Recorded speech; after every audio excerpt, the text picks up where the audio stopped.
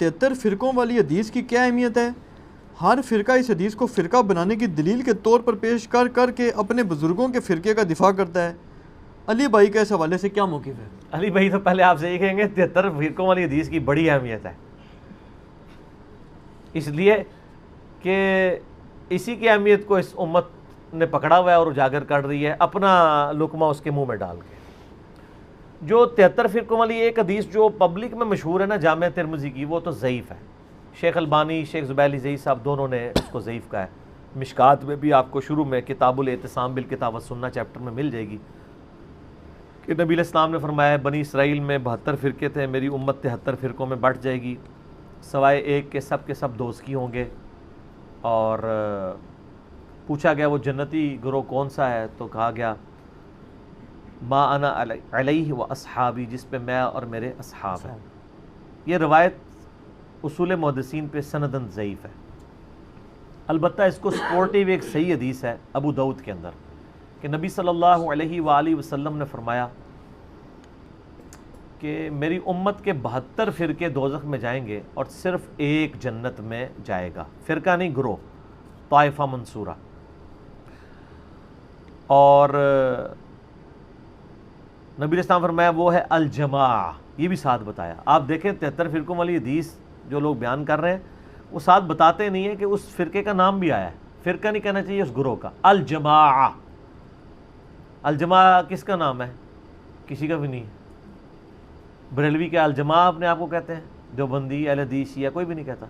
الجماع کا مطلب ہے امت کی مین سٹریم، اجماع امت جو موٹے موٹے عقیدوں کو لے کے چل رہی ہے۔ اور آپ علیہ السلام فرمایا کہ میری امت میں ایسے یعنی فرقے پیدا ہوں گے جیسے باولا کتا کسی کو کاٹ جائے اور اس کا اثر ایک ایک رگ و ریشے میں داخل ہو جائے، اس طرح میری امت میں بدعت پھیلے گی۔ اچھا، نبی علیہ السلام نے بھی دیکھا ہے کہ یہ کتے کی مثال دی ہے۔ مجھے بتائیں کہ یہ کسی گروہ میں بدعت کا پھیلنا جس باولے کتے کے کاٹنے سے ہوگا، نبی علیہ السلام فرمایا وہ کتا کوئی ہاکی کا پلیئر ہوگا، کرکٹ کا پلیئر ہوگا یا کوئی مولوی ہوگا؟ ظاہر ہے مولوی کسٹوڈین ہے نا، عقائد کا کسٹوڈین کون ہے؟ مولوی۔ تو علماء کو نبی اسلام نے، علماء سو کو کیا فرمایا؟ کتا، اور باولا کتا، پاگل کتا۔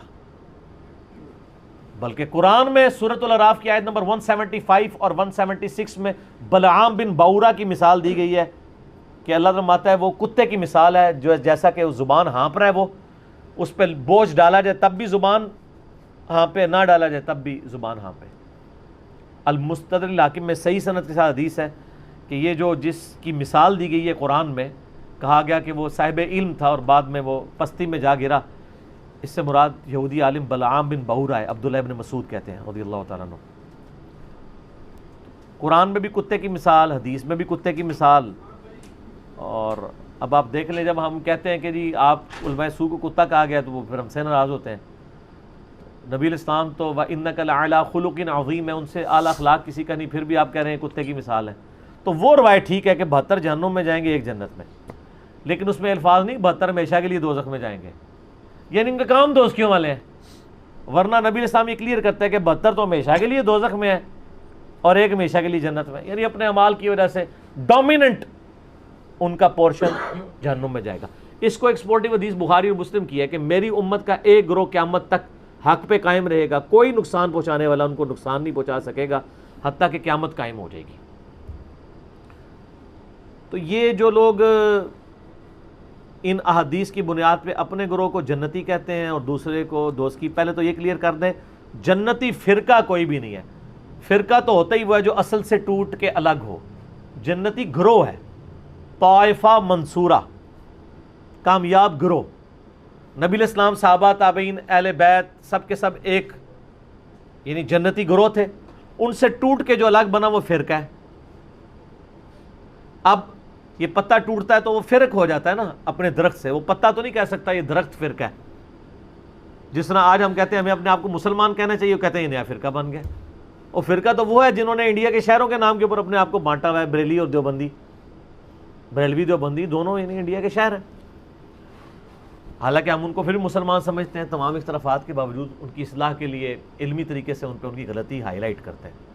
73 فرقوں والی حدیث اس والا جو پورشن ابو داؤد کا ہے وہ بالکل ٹھیک ہے، اور اس کا فہم میں جو سمجھتا ہوں وہ میں آپ کو بعد میں بتاؤں گا. پہلے میں وہ وسوسہ اس میں کلیئر کر دوں کہ ہر گروہ یہ کہتے ہیں ہم جنتی دوسرے دوست کی، تو اس سے آپ کو یہ بات پتہ چل جانی چاہیے کہ اس کا سلوشن کسی کے پاس بھی نہیں ہے.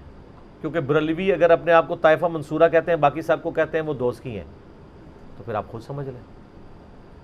یہی بات دیوبندی بھی کر رہے ہوں گے. پھر ایک عام آدمی کدھر جائے؟ ایک عام آدمی قرآن و سنت پڑھ کے نبی الاسلام کے ساتھ اپنا رشتہ مضبوط کرے.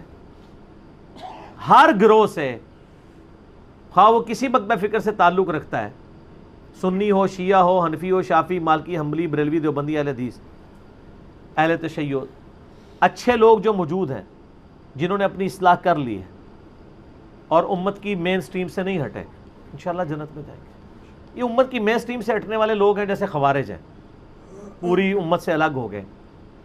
آج دور اعظم میں قادیانیوں کو آپ کہہ سکتے ہیں پوری امت سے الگ، ایک انہوں نے جھوٹی نبوت کے اوپر ایک پورے کا پوری بلڈنگ کھڑی کر لی. یہ وہ گروہ ہیں.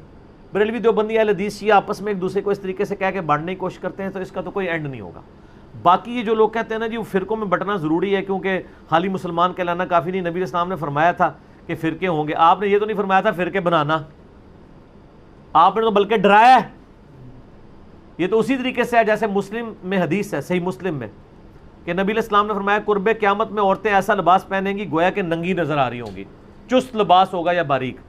اس سے کوئی یہ رزلٹ نکالے گا کہ چونکہ اب قیامت آنے والی ہے لہٰذا ہم اپنی عورتوں کو ننگا لباس پہنائیں؟ یہ رزلٹ نکالنا چاہیے. تو فرقوں والی حدیث سے یہ رزلٹ کیوں نکال رہے ہیں کہ فرقے بنائیں؟ وہ تو کنڈیم کیا گیا. کنڈیم کیا ہے قرآن میں؟ وَاعْتَصِمُوا بِحَبْلِ اللَّهِ جَمِيعًا وَلَا تَفَرَّقُوا.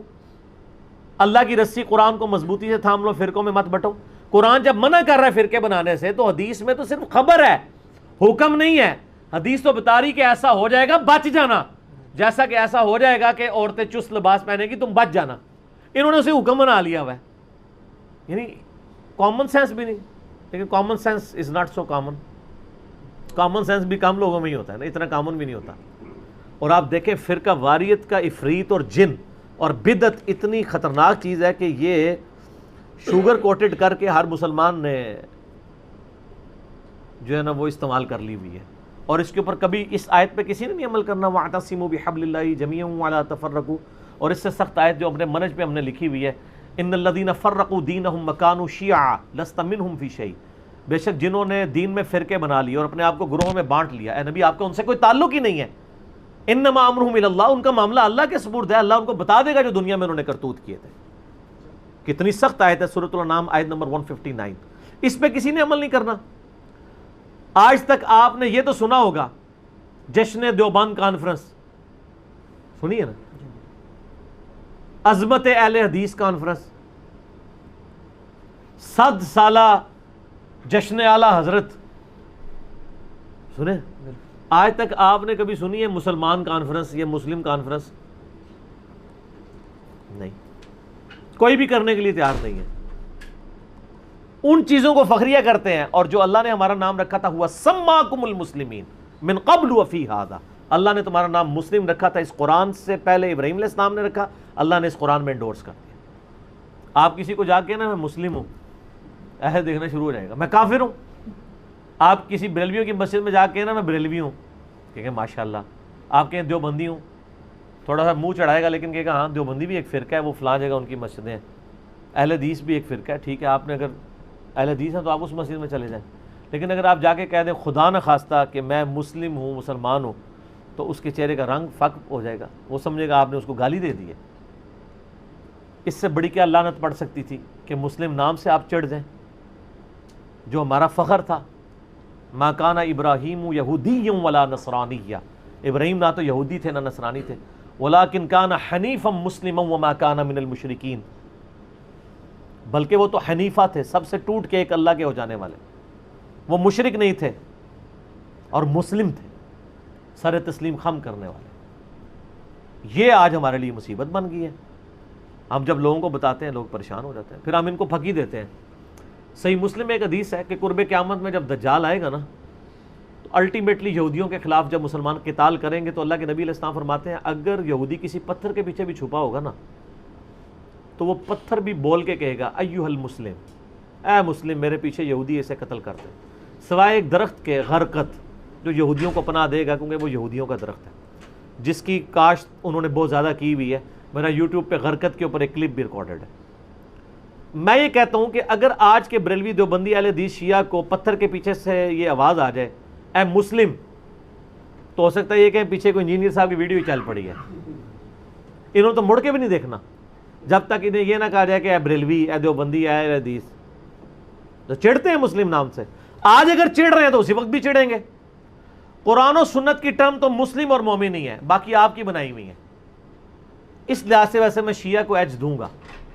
شیعہ اپنے ساتھیوں کے لیے مومنین کی ٹرم استعمال کرتے ہیں، سنی اپنے ساتھیوں کے لیے مسلمین کی ٹرم نہیں یوز کرتے ہیں. کہتے ہیں نا مومن، مومنین، وہ ٹرم قرآن سے لے رہے ہوتے ہیں. تو سر سنیوں، میں نہیں کہتا آپ اپنے آپ کو مومنین کہیں، ان سے فرق تو آپ نے کرنا ہے، وہ جبلت میں ہے، ان کی بھی اور ہماری بھی. ہماری سے مراد آپ لوگوں کی، میں تو دونوں سے باہر ہوں، مسلمان ہوں. وہ مومنین کہتے ہیں، آپ مسلمین کہہ لیا کریں، لیکن ٹرمز تو قرآن کی استعمال کریں، حدیث کی استعمال کریں.